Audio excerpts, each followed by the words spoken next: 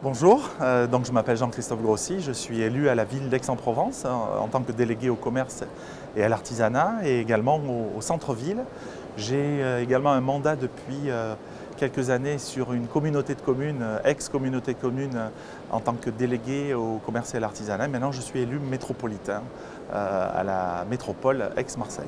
D'accord, donc le commerce est un domaine que vous maîtrisez bien et je voulais savoir quelle était votre perception du commerce de centre-ville aujourd'hui et comment vous pouvez appréhender son évolution.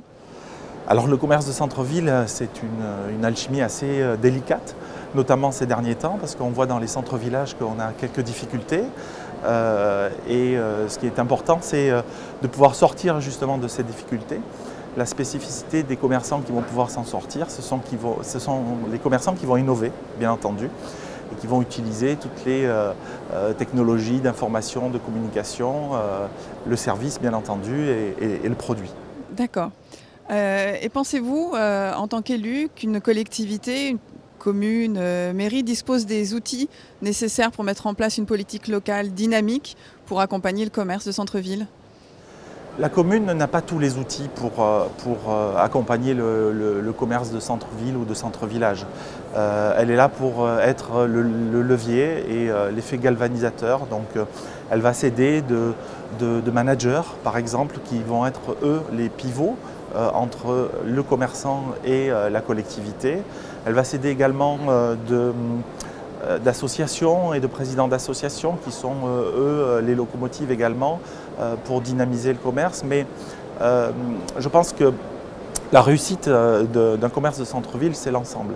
C'est-à-dire c'est la mutualisation de toutes les forces de manière à être le plus performant possible dans le cadre de la commercialité d'un centre-ville.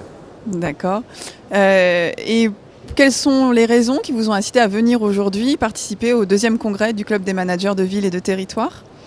Alors la première raison, c'est parce qu'on a été gentiment invités et que nous avions, dans un premier temps, été sélectionnés pour être Aix-en-Provence, la ville dans le sud pour accueillir le club des managers de centre-ville. Malheureusement, il y a eu entre-temps un état d'urgence et des attentats qui ne nous ont pas permis de tenir cette manifestation. Ceci étant, c'est très enrichissant en tant qu'élu d'avoir une ouverture un petit peu plus ouverte, c'est-à-dire un peu plus large, pour regarder ce qui se fait ailleurs. Parce qu'on a besoin de partager. Vous savez, les élus sont souvent entre quatre murs. Et ce qui est très important pour les élus, c'est de sortir, d'aller voir les commerçants et d'aller voir surtout ce qui se fait ailleurs.